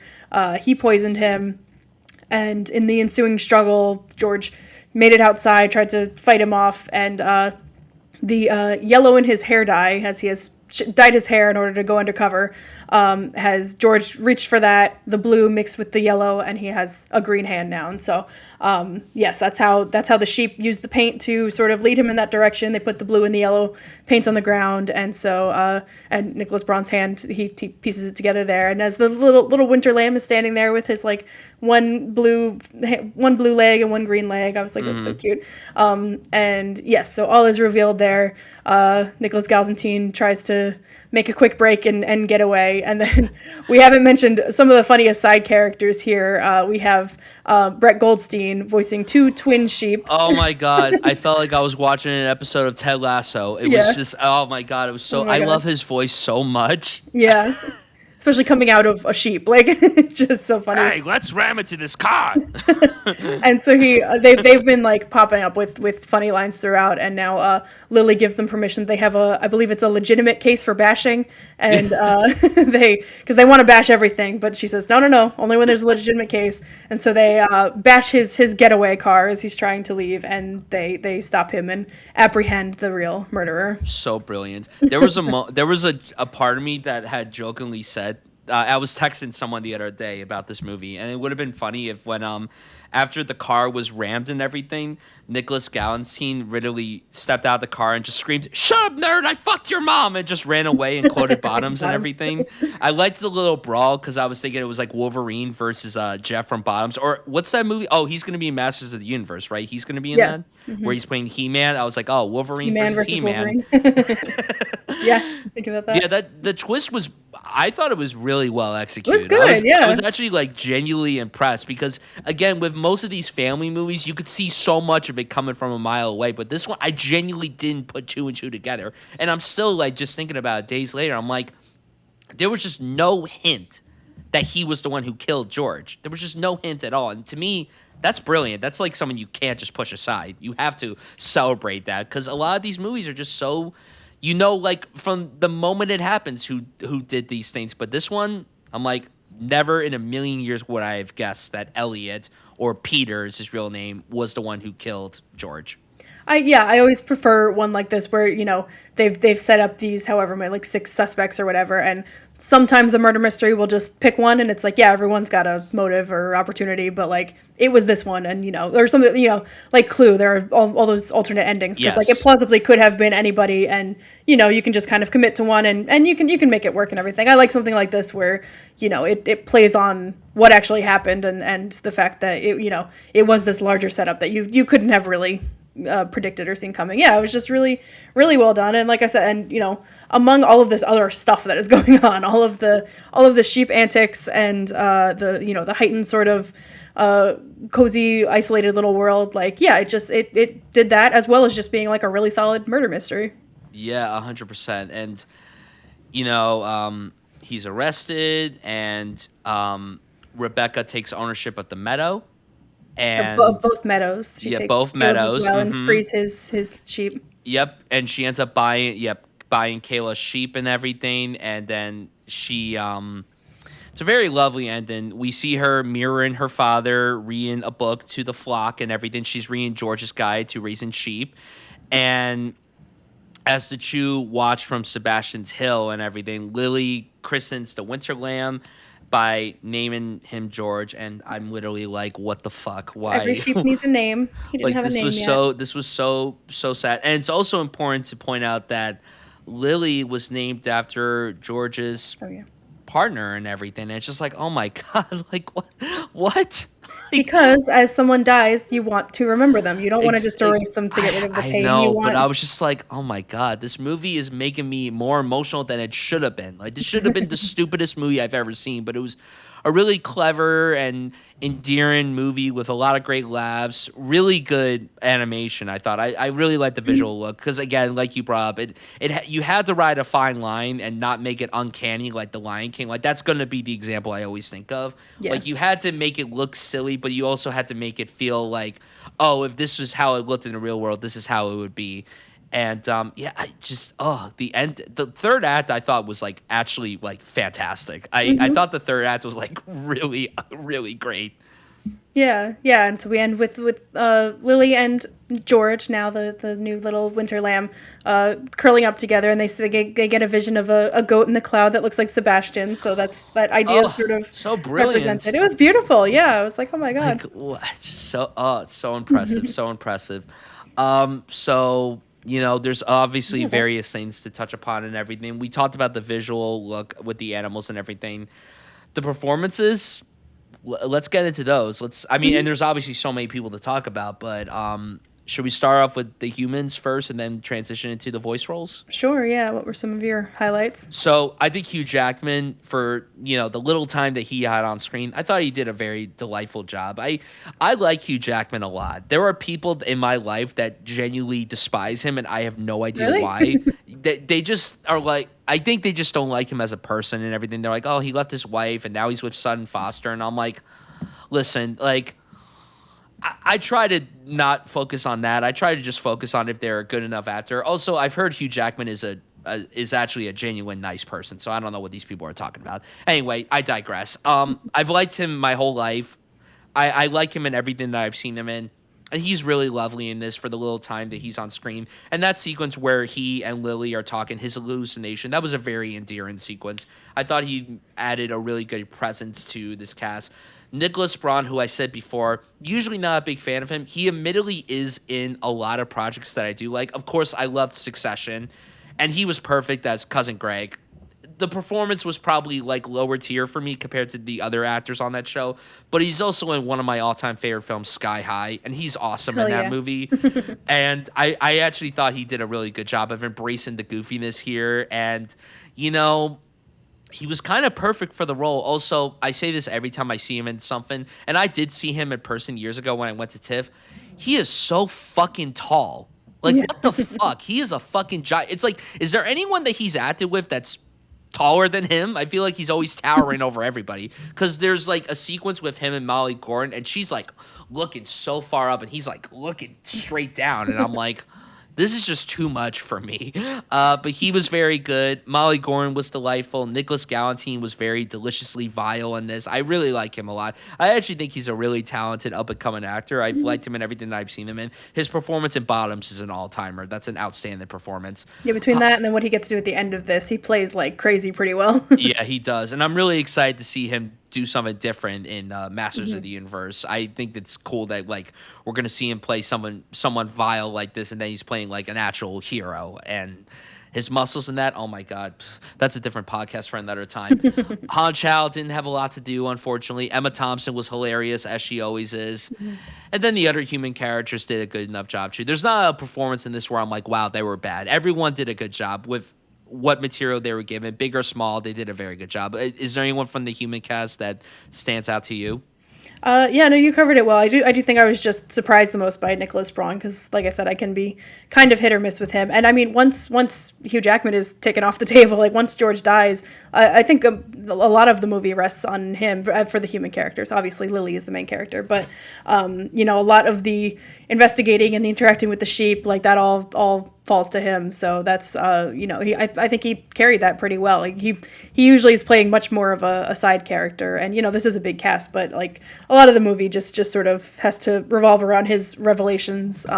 And yeah, I think that he managed it well. It cracked me up when at one point they want to point him in the right direction, and so they the sheep drop off a book that's sort of like the rules of murder mystery kind of thing that George had read to them at some point, and so they like knock on the door at night and of the police station, and he comes out in like full riot gear because he's just like so scared that there's a murderer afoot, and it's literally just to like find a book that was left by a bunch of sheep. Like that was just such a fun, like all of his in over his head stuff was just really well done.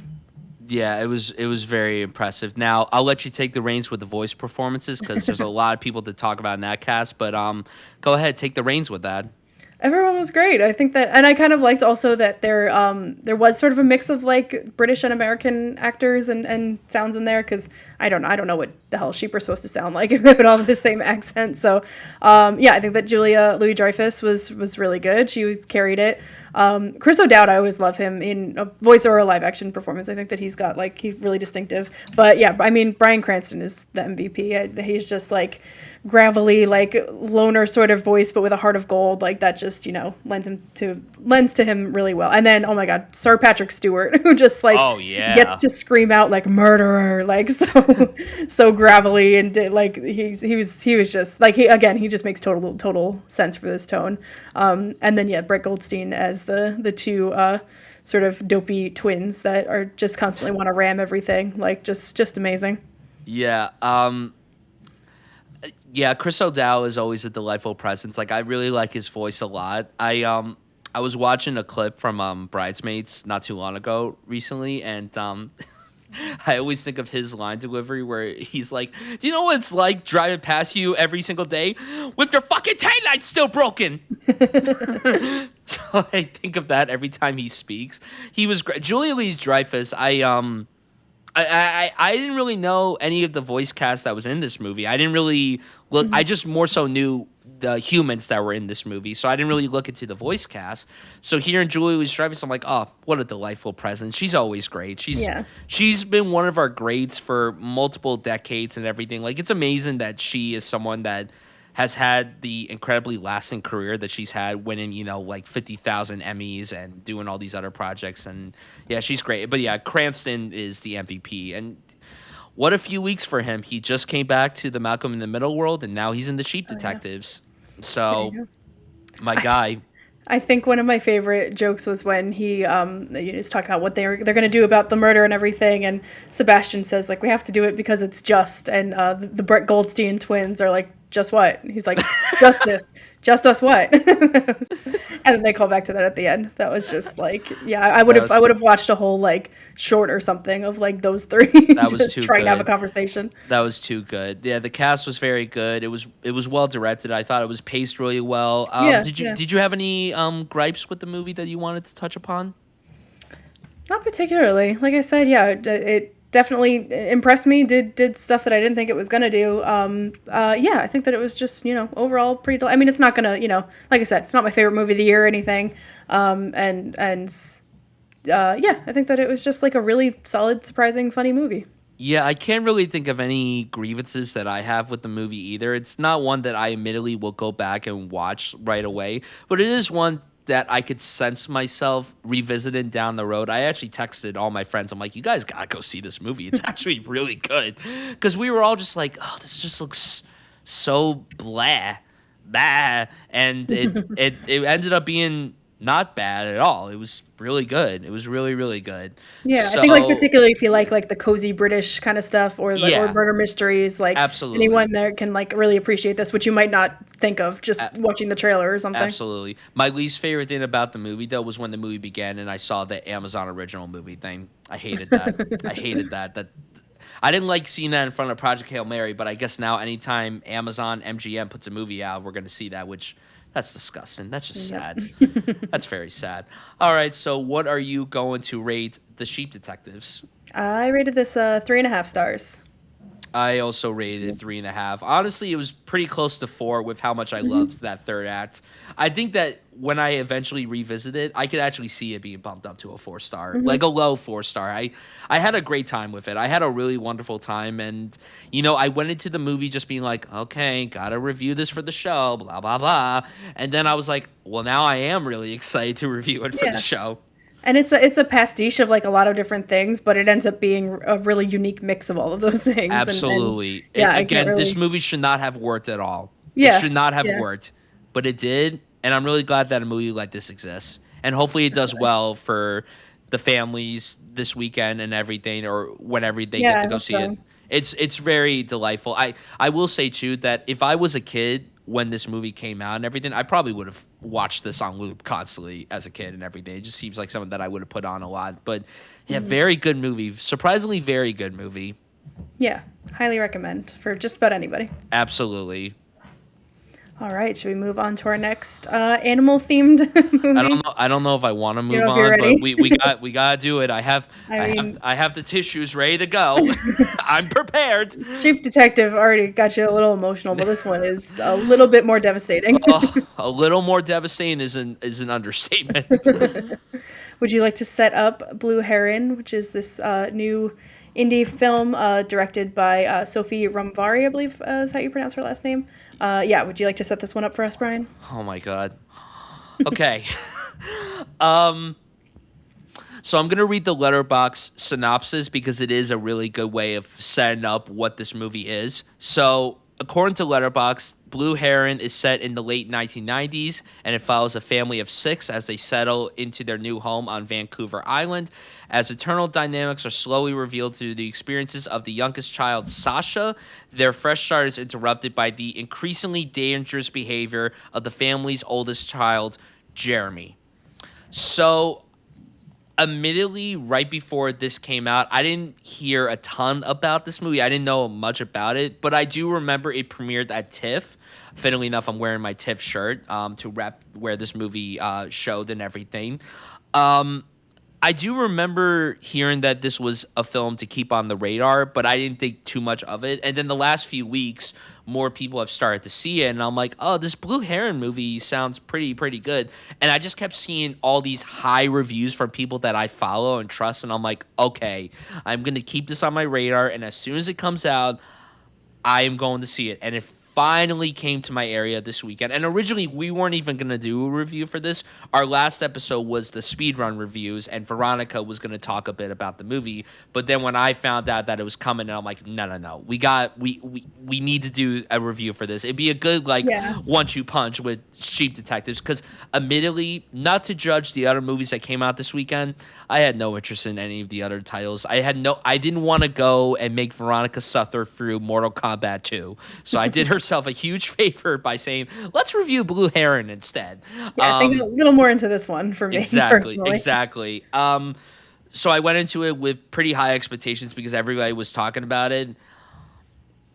I literally texted Veronica right after I got out the movie, and I was like, fuck. Just the word fuck. This is one of the best movies that I've seen in years, honestly. I loved Blue Heron. I adored it with every fiber of my being. It literally broke me. It shattered every piece of me, and I'm still trying to put the pieces back together. I really adore the way it reflects on how one confronts their past and the buried trauma underneath it and the desperation to piece together the answers that you have been yearning for. It's something that we all struggle with when we look back on memories, good or bad. We try to solve all the answers into thinking like, what could we have done to maybe stop this from happening? Or why did this happen? Was it because of me? Like what could have been changed if we had looked at it differently and looked at it much better? So it poses all those questions, and I think that is just one of the most ferocious debuts that I've seen in recent memory because it tackles a very harrowing subject, and we'll brush upon that subject more when we get into spoiler territory, but I mean, it goes for the fences, it swings for its handling of this topic, and it doesn't shy away from the harshness of it. So I was really blown away. Like, genuinely, when I left the theater, when the movie ended, I just sat there as the credits were rolling, and I sat in my seat for, I'm not even kidding you,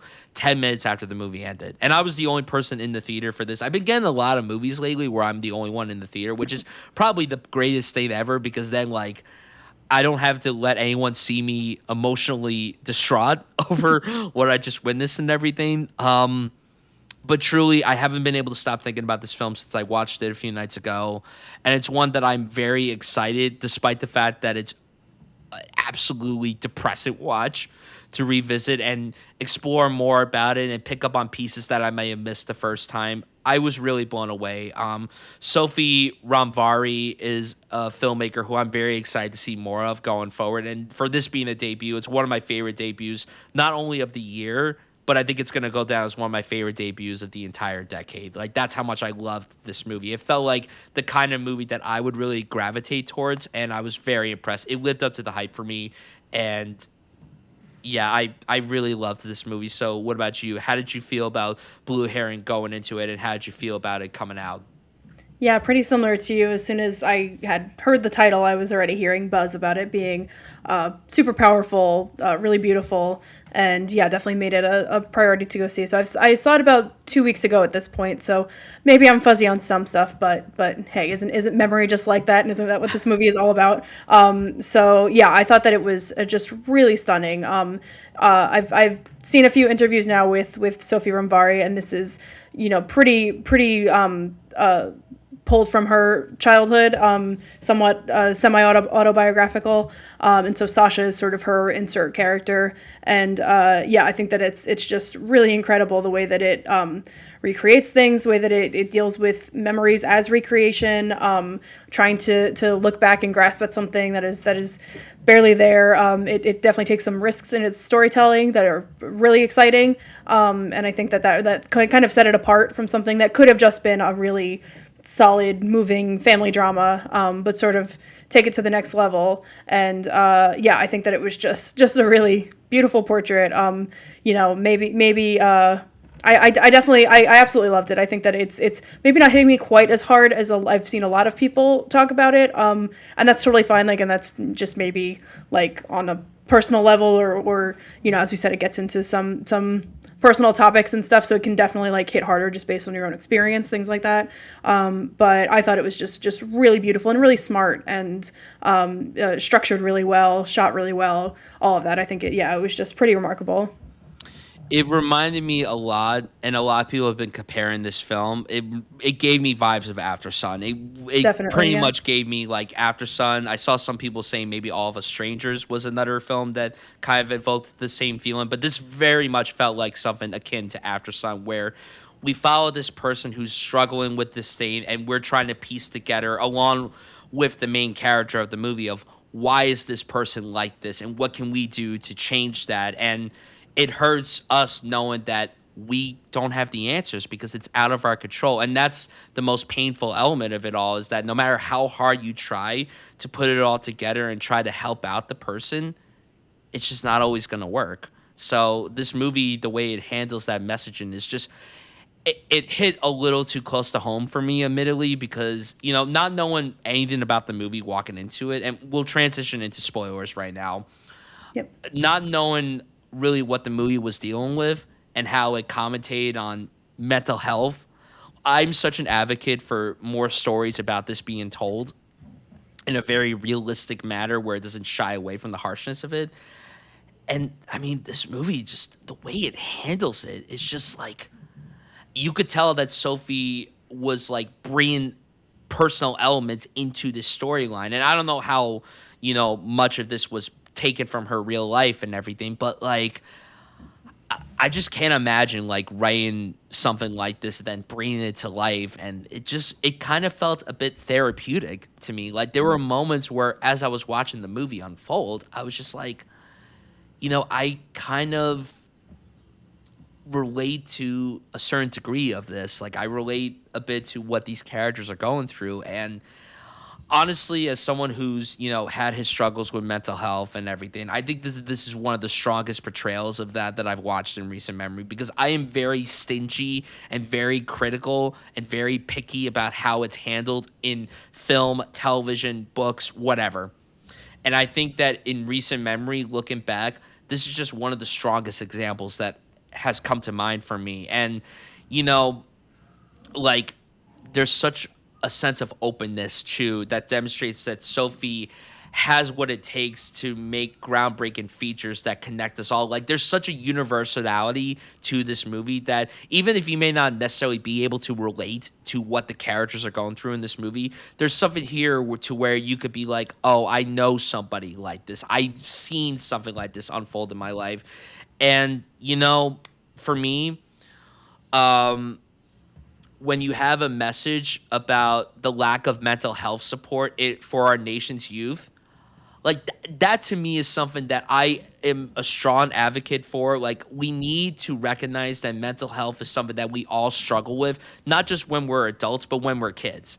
And it's unfortunate Should that be we live pointed in. out that this is set in Canada, and they Yes, also are that struggling that's for the other mental health thing too. resources, This is set in and Canada, so which obviously we we're not. typically think of as a much more evolved, sort of Yes, structurally taking absolutely, care of its absolutely. people. It But it I kind of forgot, even though I said in the opening that it's set in Canada, like, because of the messaging of it, I just felt that it was so universal that no yeah, it matter is where you're universal. from, you could find relatability in it. So the fact that it tackles that, as well as all the trials and tribulations that parents need to go through to assist their loved ones and everything. Like, we follow a son who, as he moves, like, all these pieces are starting to unfold about him, and that he's not well and he needs help.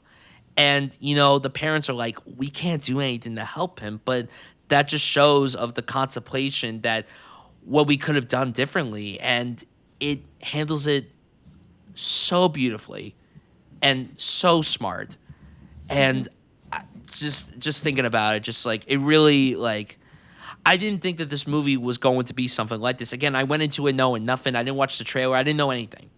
All I knew was that it dealt with memory, and that's it. And the way that it handles all that was so beautiful. I don't want to babble on too much because I want to let you obviously speak your opinions on it and everything. But, you know, I was just so impressed with what Yeah. it was tackling and how it handled it and made it feel very universal, despite the fact that it's set in a different country. For sure, yeah, and just to set the groundwork a little bit more. This is a family who's moved from Hungary to Canada, and so Jeremy, the brother who is struggling, he's the older child, and I think from a previous marriage as well, and so this definitely seems like he's in this hard transition phase of his life, and he's got some issues related to his identity, his environment, things like that, and but also just this is just something that many people live with and have to struggle with every day. And it's set, I believe, sometime in the 90s. I don't know if it's ever like a Yes. year given, but Yeah, it to said the me, late 90s. yeah, to me, if this just stuck as like more of a straightforward family drama where we're just watching them play out over a summer or something like that, like, it would already be so good to me, because I think that like the sort of they're sort of in this beachy rural, I think it's on an island somewhere in Canada, and it just has this like, so we're just seeing the kids be like kind of carefree summer kids, except for Jeremy, who is struggling a lot of the time. Although we get a lot of nice interactions with him and his siblings as well too. But just even that was just all so well realized. I really like how a lot of it is shot. I heard Sophie talk about the fact that they did a lot of keeping the camera far back and zooming in so that the kids could just kind of interact normally and just be almost documentary style.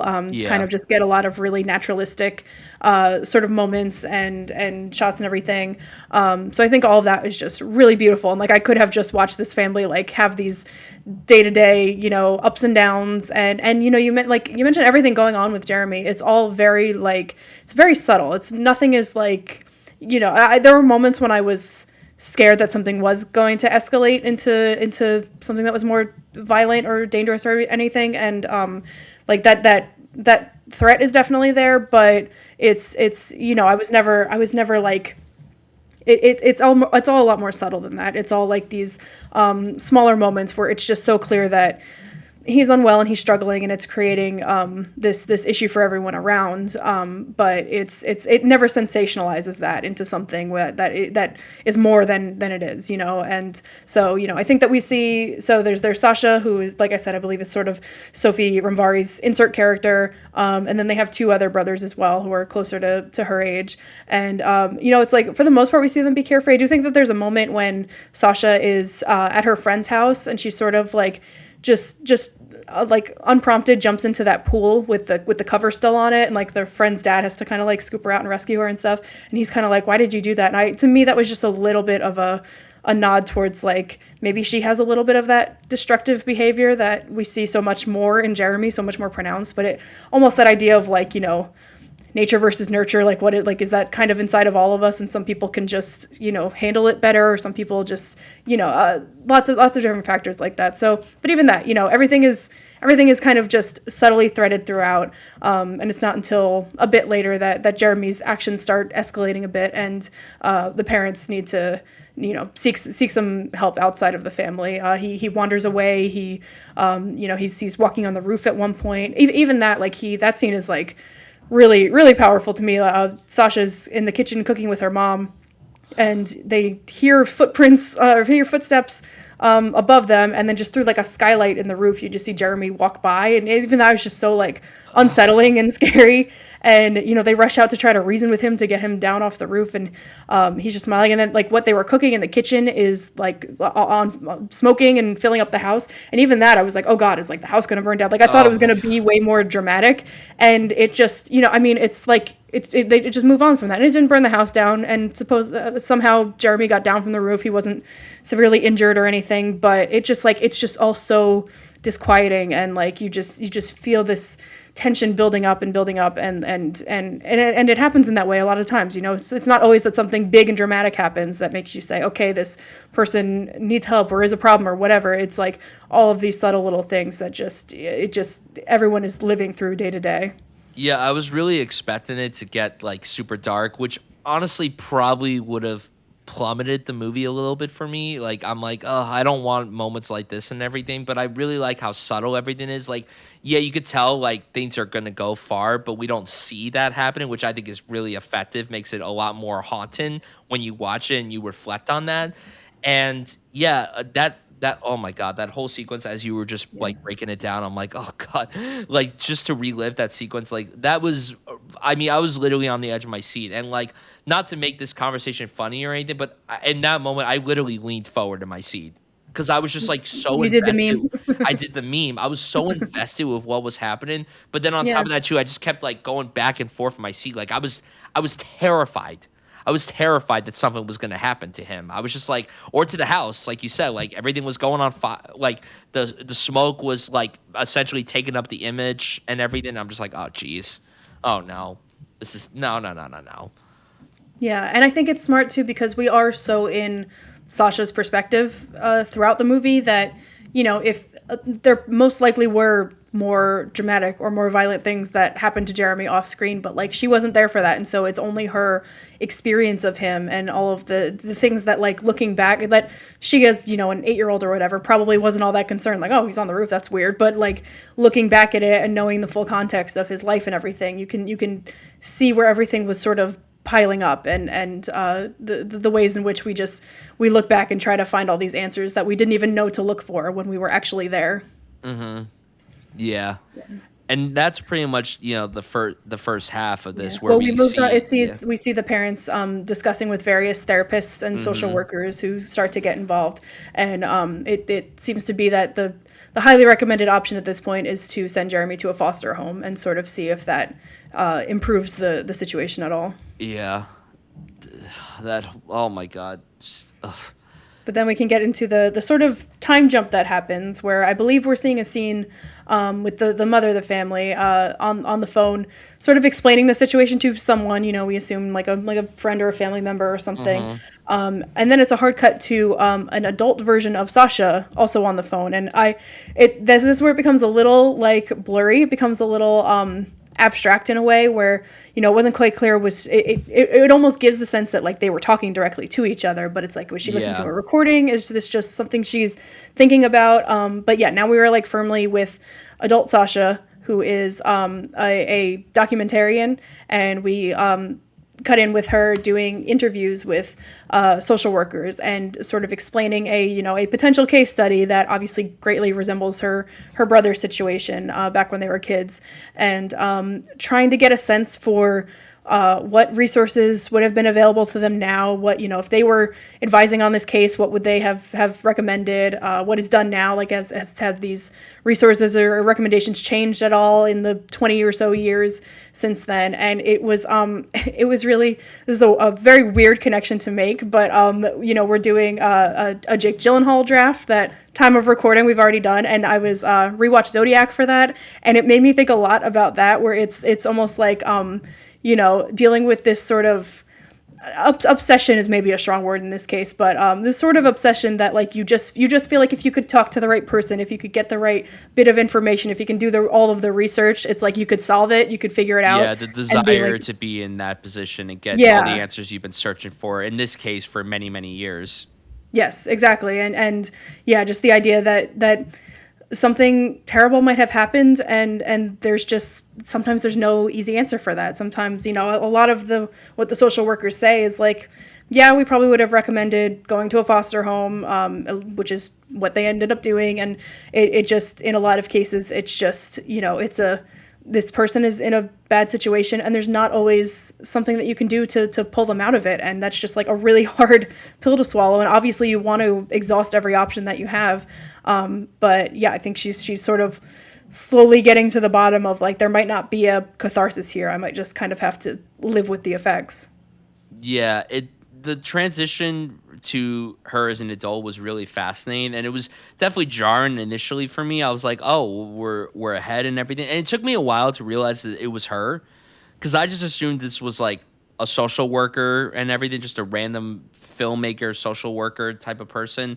And then when I was like, oh wait, that's her as an adult. Yeah, and the immediate cut when we first see her is like she's now on an iPhone, and you're like, okay, well, we're not in that's the 90s when I figured anymore. that it jumped ahead. But then I'm like, but this definitely isn't in the same timeline, because I could tell that.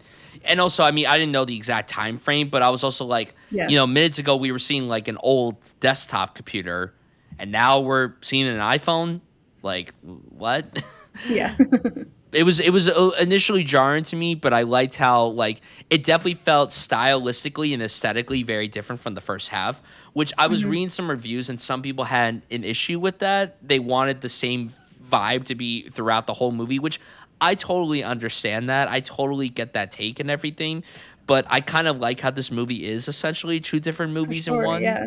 I actually saying that just now, it just made another connection too. It kind of reminds me of what The Secret Agent does from last year, where that also like without much context or connection or anything, just sort of jumps you into the future, and you're just kind of identifying the technology, and that also has a lot to say about memory and what we hold on to and things like that. And yeah, I really like that they just throw you into that, and there's no title card that explains that we're 20 years later or anything. Yeah. I liked how it all feels so intertwined. Yeah, I completely agree. I think that if there were a title card, it just would have taken me out of it a little bit. I like that we just immediately jump into it, and then we spent the rest of the movie of just her like putting more pieces together, and yeah, I don't know.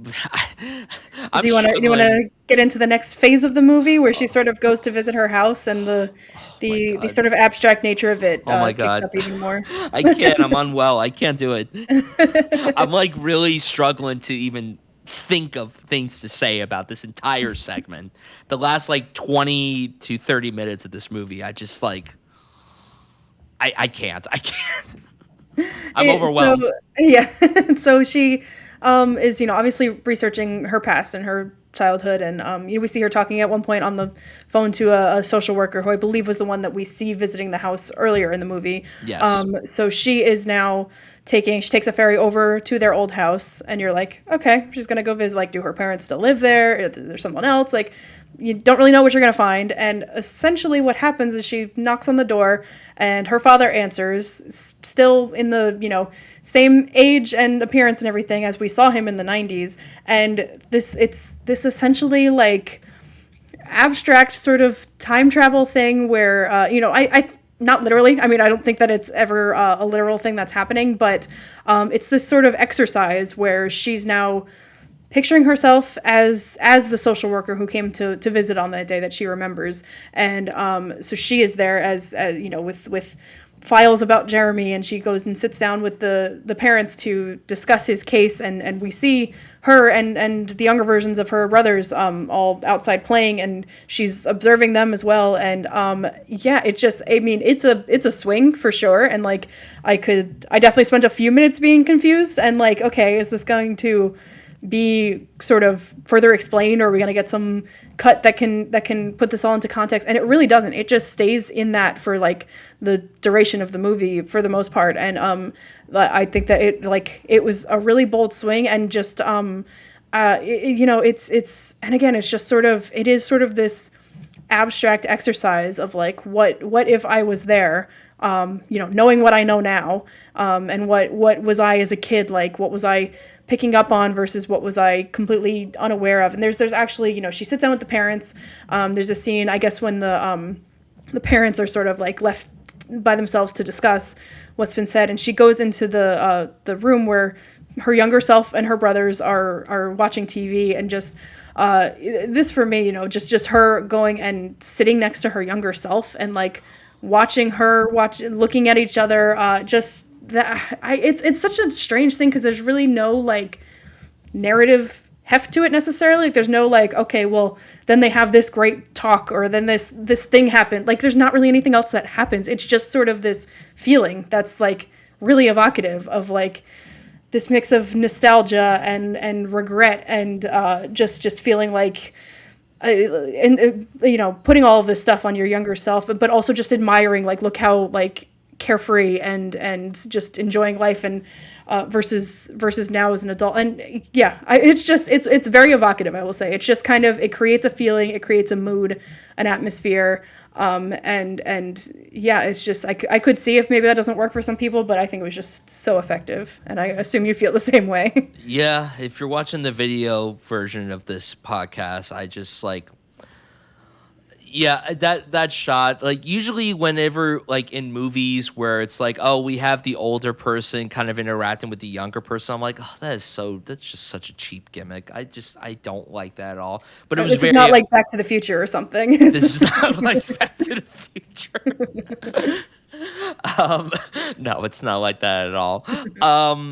No, it was very effectively handled, and that whole segment at the house was so great, because they're just sitting on the couch and they're just watching TV, and she just kind of rests her head alongside her younger self, and I'm like, this is really, really smartly handled. And then we get that whole segment where she is putting herself in the shoes of the social worker who talks to her parents, and just like the camera just stays on the parents for minutes, of them being like, we don't know what to do with our child. We don't know what we can do to fix him. And they go through like everything, being like, he had his first outburst when he was a kid, and there were periods where we thought he was fine, and then all of a sudden it wasn't fine, and they were breaking down everything. And what I really like, it's quiet. There's no music underneath it. The camera stays on. It doesn't cut away. It made it more effective. And it also made it, like, hard to stomach in, because it's like, oh, they're really going deep with their exploration of this. And it's just so powerfully handled. And that scene just, it just hit way too close to home, as a majority of this movie did for me. But, like, that sequence in particular, I remember so vividly of when I was younger, and I struggled a bit with my mental health when I was younger, and just like overhearing the conversations that my parents had with people and everything, with doctors and therapists and everything, I'm just like, I mean, they literally they don't shy away from anything. Like, they break everything down, and it's just like, just to see the struggle of the parents being like, we can't help our child. And that's like the most painful thing for us as his parents, as the people that are supposed to protect him. And we can't protect him from, the struggles and the terrors that he's facing. And that to me is just, it's so devastating to witness. It was just like one gigantic gut punch for me. And I really love the way that the whole segment is edited too, because once we get towards the tail end of that conversation, we see her walk it back in. Then we see like, we cut to the actual social worker who sat down with the parents, and clever use of editing. I thought the editing here deserves a lot of recognition too. I think like a lot of shout outs and everything, because the way it's edited and the way it's executed like helps add to the effectiveness of it all. And I think that if it were under the hands of someone else, it would have been edited very differently, and the punch wouldn't have landed. For sure, yeah. And I think that, refresh my memory, I think the very end, it concludes with her sort of walking along the docks, like the older version of Sasha with the younger version of Jeremy. And I think Yes. she's sort of reading to him like sort of reaction messages that she got like after. Oh, it's very heavily implied throughout that he's obviously died at some point between their childhood and where she is in the present now. Yes. Not really clear if it was self-inflicted or necessarily what happened, but again, Right. that's where you can just fill in the blanks and understand that he had a tragic end at some point.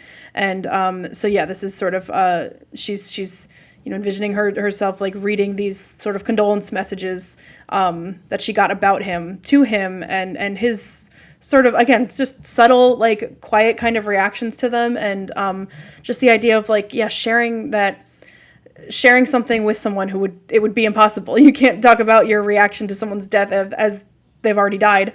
And just the idea of you can insert yourself into the past as much as you can, but it's ultimately all shaped by your own memory. It's shaped by your own experience of it. It's not, none of this is really truth, objective truth. And there aren't any easy answers to find. You're just gonna find your memories, and that's all that's really there for you. So yeah, it's just, I think it was really, really beautiful, really beautifully done. Like I said, this could have just been something more conventional. We could have had that time jump where she's looking into her past and trying to figure this all out, and gone to the house and just done a normal, talk to her older parents or something about the experience. But yeah, it's just like a psychological experiment of what if I could go back into my own past and try to see this through different eyes, and ultimately there's not much that can be gleaned from it. Yeah. Yeah, the decision to end it with her talking to Jeremy and everything. Again, like it's a trope that I'm not necessarily a big fan of, admittedly. A character talking to a hallucination. I mean, the movie we just reviewed before this has a character talking to a hallucination as well, but this is obviously in a much more effective manner. And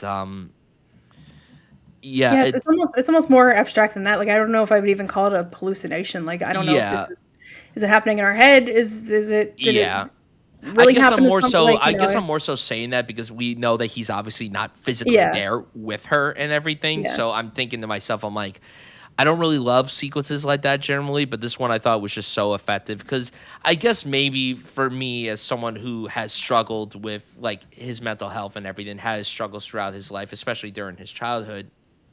I just think that like everyone has that kind of experience where they're just like, we could have tried to help out in any way we can, but the fact that we couldn't just makes it all the more depressing and gutting. Yeah. Yeah, and then, watching someone, the helplessness of that, of loving someone and not knowing what to do, not knowing how to help, especially for the parents, but also, going back as an adult and realizing what you went through as a child, even though you didn't know it at the time.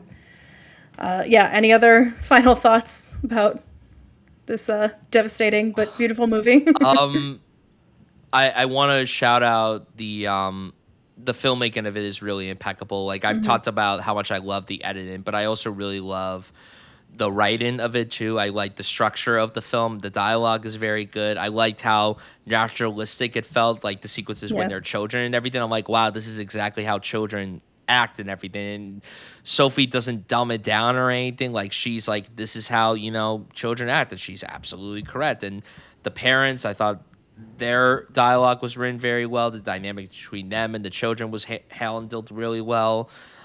And the music, I really liked some of the choices with the music. I particularly love the song that ends the That movie closes over it, the yeah. credits. Yeah, it's too good. It's really outstanding. And yeah, do you have anything that you want to highlight about the film? Just to again say that like the structure of it is really unique and really cool, and like, yeah, it definitely, that first part where it just feels so naturalistic, like almost documentary style. You just get to see these kids in this family interacting, and then the segment where she's talking to the social workers and kind of trying to do this research. It's almost very clinical, and it's like very straightforward. Like there's not a lot of her, you know breaking down or like any sort of emotional monologue where like I have to do this because blank. Like it just is happening. We're just seeing her go through these steps. So it's sort of very very clinical and almost detached. And then the third act just kind of blends both of them. And it's like, can I take this sort of bird's eye view of what is just ultimately an emotional subjective experience, and what does that look like, or what does that feel like to me? So yeah, I think it's just pretty brilliant how it inserts you into that, and it's kind of hard to describe. Like I said, it's just a very experiential kind of thing, but it's really successful at everything that it's trying to do. Exactly. And also the performances are great. Oh yeah, Everyone's great. beautiful. Particularly want to shout out. I'm not going to pronounce his name correctly, and I'm so sorry. Edic Bedos, who plays Jeremy, really outstanding performance from him. Really incredible. One of the more authentic portrayals of someone struggling with mental health that I've seen in recent memory, especially from a child. Like that's really hard work to pull off, and he did an unbelievable job. And I heard Sophie talk about how his performance was sort of very, very different from her actual brother. That she sort of didn't. I guess she, hired him as the actor, but then didn't want to really like recreate his exact personality. He kind of, I guess he's a little more quieter in the movie and everything than it would have been in real life, but still serves the same sort of function within the family. Being this sort of disruptor and things like that. So yeah, I think that's interesting. She almost like. She couldn't quite recreate it exactly. It would be too much like imitation. Like she wanted it to still be a narrative movie. Like it's not a documentary of her life, but that line is super blurred. Yeah, absolutely. And I Absolutely. should mention that she has done Sophie Ramvari has done a series of short films, and I think they're all available right now on Criterion Channel.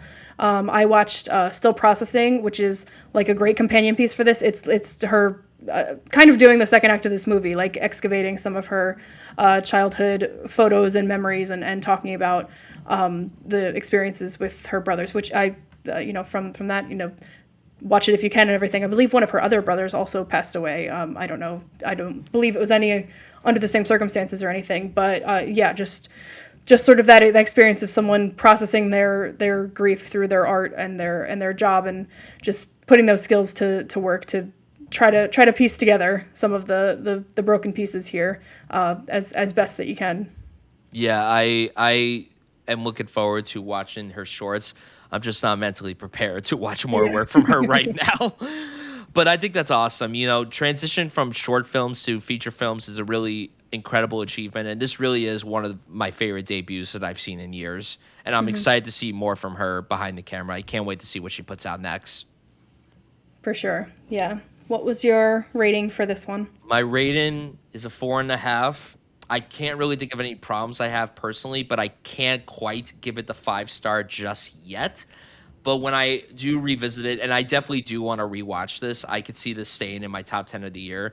I think that this could have the possibility of being bumped up to a 5 for me. I really loved this movie. This was very much a Brian coded movie, and yeah, I was really blown away. It lived up to the hype. I always get worried going into movies that are over celebrated. I'm gonna be like, oh, what if I'm the one guy that doesn't like this? No, I liked it so much, and I mean, I loved it, and yeah, I'm encouraging everybody, if they have the opportunity to go watch this, please don't miss out on this movie. It's a really special one, and one that we need to give more light to, especially with what it tackles and how it deals with it. Plus, support independent cinema. Like, you could go out and watch all these big movies that have a lot of money to them and these household names and everything, but supporting a film like this is something that I personally really champion, and you should as well. So 4.5 for me. So it's quite a movie year for Canadian movies where the character goes back and revisits the house that they previously lived in. Between this and Nirvana, right? There's just almost nothing else that's similar in those two movies, but they both have that, which is weird. Oh, that's so funny. Oh my god. That's hilarious.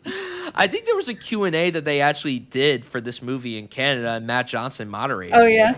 Oh, Which, I saw Sophie do one with David Cronenberg. So yes, other yes. I Canada remember I remember representation, like but the TIFF Instagram page tweet. They're like, "Oh, we're screening Boo Heron Q&A the follow with Matt Johnson." I was like, I would love to hear Matt Johnson's opinion on this. That'd be, I love it. I would love to follow up Blue Heron with like make it a double feature with Nirvana just to like cheer me up a little bit.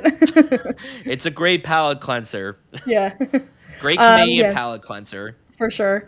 I gave this a 4 for now. I think through talking about it, and I definitely want to see it again. It could definitely bump up to a 4.5. Like I said, and again, probably a lot of that was the reaction going into it. I definitely was like, all right, I'm going to be emotionally devastated, and I was, but it was in a much like quieter, settled in kind of way. So now that I know that's what I'm in for, I think that yeah, this might bump up even more for me on a second watch. Cool. So, what a double billing. Yeah. Very interesting double billing. Two We didn't films even that talk made about us. the actual Blue Heron in the movie, but Oh, Jeremy that's steals we the we keychain didn't at some talk about point the and gives that to titular blue Sasha. So heron. yeah, it's not that important. The sheep are much more important in Sheep Detectives. That is true. Two films that made us emotional in very different ways, but Yeah, honestly, a very rewarding double billing. I must say so myself. absolutely. And with that, that is a wrap on today's episode of Some Like It Real. Thank you all for joining us. If you're interested in following along our journey, you can find me on Twitter, Instagram, and Letterboxd at Brian Sutfield. And you can find me on Twitter and Instagram at Vera Albarella and on Letterboxd at Alba_real_A. And you can follow the show on all socials at Some Like It Real, as well as on YouTube at Some Like It Real. Be sure to subscribe and share it around and tune in every Monday and Thursday for a new episode of Some Like It Real on podcast platforms. We'll see you next time.